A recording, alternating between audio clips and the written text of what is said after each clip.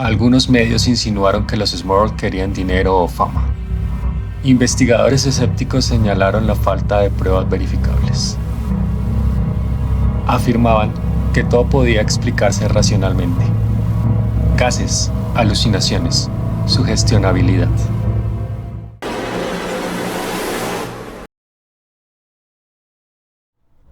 Una noche, Karen Smurl miró por la ventana de su habitación y vio a un grupo de personas en el jardín. No eran espíritus, eran desconocidos, con cámaras y grabadoras. Uno de ellos golpeó la ventana, otro gritó su nombre. La familia ya no solo era acosada por lo invisible, ahora el país entero los vigilaba. Cansados de esperar ayuda de la iglesia y de vivir en silencio, los Smurl decidieron hablar. Contactaron con la prensa local y contaron su historia. Lo que vino después fue una tormenta mediática sin precedentes para un caso de este tipo.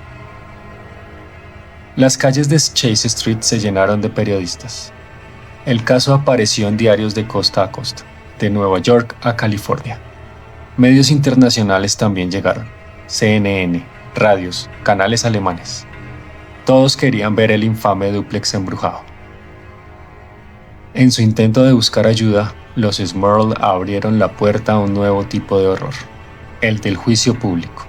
¿Quién les creería y quién se atrevería a convivir con ellos después de esto? La familia fue atacada desde dos frentes, lo paranormal y lo social. Algunos vecinos comenzaron a hostigarlos. Otros los culpaban de atraer atención negativa al barrio. Hubo quienes arrojaron piedras, gritaron insultos o se burlaron frente a cámaras. Karen Smurl, ya adolescente, recuerda cómo golpeaban las ventanas por las noches, cómo se sentía prisionera en su propia casa, cómo, incluso en la escuela, algunos compañeros se alejaban por miedo o burla. Las dudas no tardaron. Algunos medios insinuaron que los Smurl querían dinero o fama. Investigadores escépticos señalaron la falta de pruebas verificables. Afirmaban que todo podía explicarse racionalmente. Gases, alucinaciones, sugestionabilidad. Pero los Smurl insistían. No querían fama ni fortuna.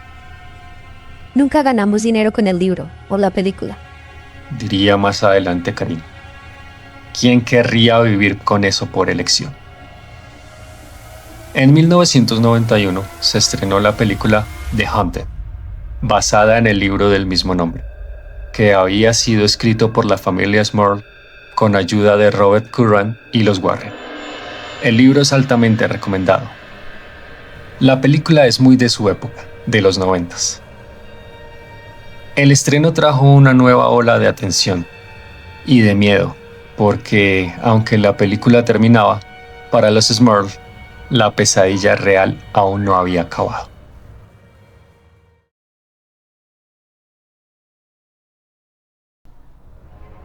Décadas después, la casa seguía en pie. Quienes pasaban frente a ella aseguraban sentir escalofríos. Algunos juraban haber visto luces extrañas en el piso superior. Pero lo más inquietante es que la familia que se mudó después nunca reportó actividad alguna. ¿Fue entonces real? ¿O fue la familia Smurl la que fue elegida por algo, que no necesitaba una casa para manifestarse? En 1988, junto al periodista Robert Curran y con el apoyo de Ed y Lorraine Warren, los Smurl publicaron el libro The Haunted, One Family's Nightmare. La obra relataba los horrores vividos durante más de una década en Chase Street. El libro fue un éxito editorial en su nicho, y pronto se vendieron los derechos para una película. En 1991 se estrenó The Haunted, con Sally Kirkland como Janet y Jeffrey DeMont como Jack. Aunque los efectos especiales eran modestos, el impacto fue fuerte. Para muchos espectadores fue su primer acercamiento al caso, y las comparaciones con Amityville no tardaron en llegar. Pero ¿puede una historia tan aterradora sobrevivir a la ficción? ¿O al ser llevada al cine pierde parte de su verdad? Con el paso del tiempo, la atención disminuyó. la familia Smurl se mudó. Buscaron paz lejos de West Piston. Jack, el padre, falleció en 2017. Su hija Karin siguió vinculada al mundo paranormal como investigadora ocasional y trabajadora social. La casa, sin embargo, fue vendida, y la nueva familia que la ocupó nunca reportó incidentes. Para muchos, eso fue suficiente para desacreditar toda la historia. Para otros, una prueba más de que el mal no estaba atado a un lugar, sino a las personas. A día de hoy, el caso divide opiniones. ¿Fueron víctimas de una entidad, de una sugestión colectiva o de una presión social, económica y emocional que se manifestó como fenómeno paranormal? Incluso Jason Miller, el actor del Exorcista, visitó la casa en los 80s.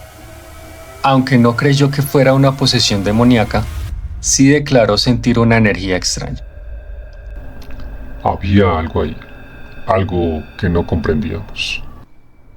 Quizás el verdadero misterio del caso Smurl no está en lo que ocurrió, sino en lo que nos dice sobre el miedo, la fe y nuestra necesidad de entender lo inexplicable. Hoy, más de 30 años después, el caso será adaptado por Hollywood en El Conjuro 4. Pero hay algo que la película aún no podrá responder. ¿Por qué los Warren, con todo su conocimiento, toda su fe, no pudieron expulsar lo que vivía allí?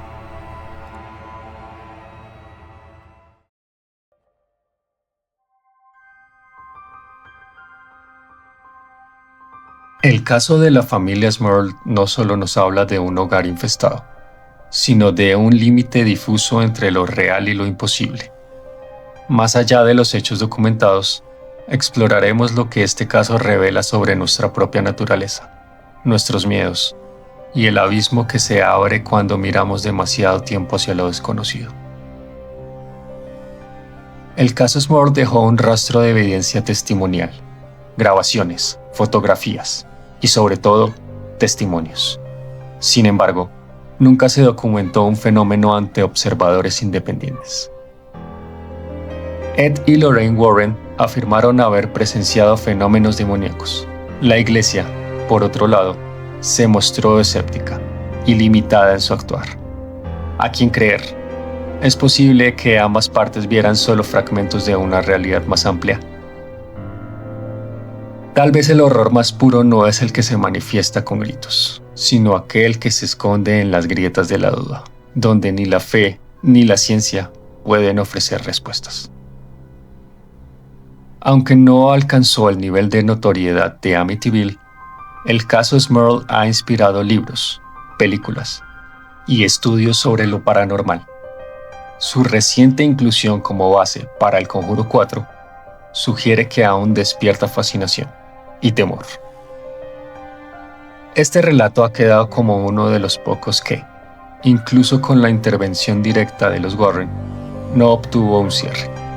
Y eso, quizás, es lo que lo vuelve aún más inquietante, más allá de la credibilidad que tenga sobre el trabajo de los Warren. Más allá de lo paranormal, este caso es el retrato de una familia común enfrentando lo incomprensible, de una comunidad que no supo cómo reaccionar, de una sociedad que mezcla el morbo con la indiferencia.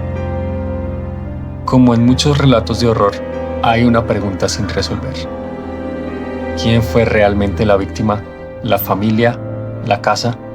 ¿O todos nosotros, que al mirar esta historia, nos seguimos preguntando si existe lo paranormal? Les habló Kael Arcam. Si te interesa seguir explorando los expedientes ignotos y abrir junto a mí las páginas malditas donde habita lo inexplicable, no olvides suscribirte, porque muy pronto regresaremos con más casos paranormales, inquietantes y desconocidos.